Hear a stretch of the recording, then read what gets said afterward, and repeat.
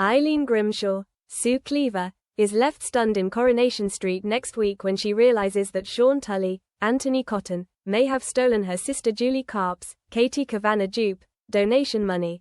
As viewers of the ITV soap know, Julie returned earlier this year and was forced to confess that she is terminally ill. Eileen was understandably devastated by the revelation and has become determined to make her final months memorable.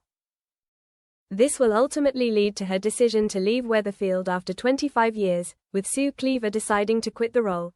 In order to raise some funds to support Julie, a cash collection box has been placed in Underworld. Unfortunately, as a new Corrie spoiler video shows, the cash doesn't stay put for long. The Underworld staff gather around the kitchen area to try and work out who may have conducted such a despicable act, with Kirk Sutherland, Andrew Wymont, suggesting that the culprit could be a delivery driver that visited earlier that day.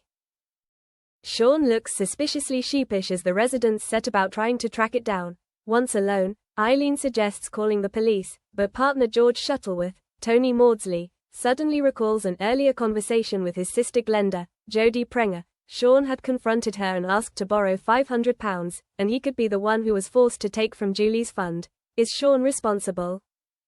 We know that he's currently going through a rough patch with son Dylan, Liam McCain, who was sent to a secure training center because of his involvement in the death of Mason Radcliffe, Luca Tulin, who was stabbed with his knife. Inside, he began to befriend another youngster, Brody, Ryan Mulvey.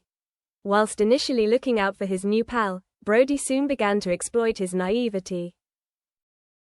He set about manipulating both Dylan and his father, asking Sean to smuggle a burner phone into the building and making it clear that Dylan would be harmed if he didn't comply.